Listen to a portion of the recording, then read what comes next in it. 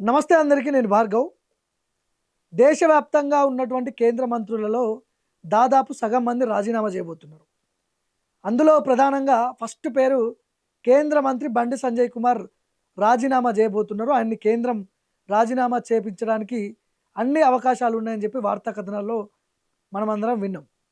ఈ మధ్య జరిగినటువంటి కాంట్రవర్సీ, ఆయన కొడుకు పోక్సో కేసు విషయంలో బండి సంజయ్ పెద్ద ఎత్తున బదనామైపోయాడు.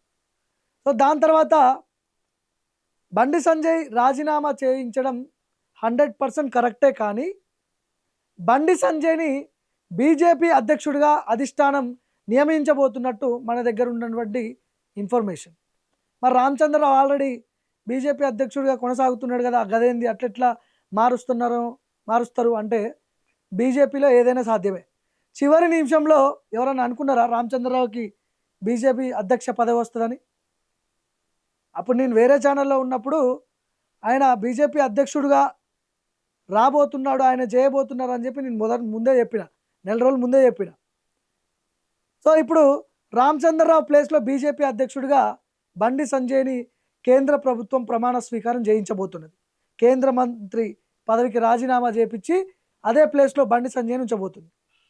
ఇది నేను ఎందుకు చెప్తున్నా అంటే, ఎప్పటి నుంచో తెలంగాణలో బీజేపీ పాగా వేయాలని చూస్తుంది. 2028 అసెంబ్లీ ఎన్నికల్లో ఎట్టి పరిస్థితుల్లో ఇక్కడ బీజేపీ ఖచ్చితంగా పాగా వేయాలి. వాళ్ళ టార్గెట్ అదే. మరి తెలంగాణలో అధికారంలోకి రావాలంటే బీజేపీ రామచంద్రరావు వల్ల అవుతుందా? కాదు. ఆయన కొంత అగ్రెసివ్ లీడర్ కాదు, సౌమ్యుడు, మొత్తం మెత్తగా ఉంటాడు. మరి ఆయనతో ఎట్లా సాధ్యమవుతుంది తెలంగాణలో బీజేపీ అధికారంలో రావడానికి? సాధ్యమవుతుందా? ఇంపాసిబుల్.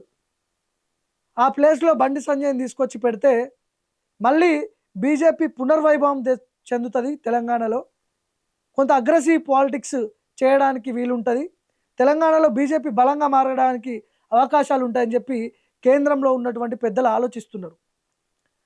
అందులో ఒకటి రామచంద్రరావు మీద ఈ మధ్య వస్తున్నటువంటి వ్యతిరేకత.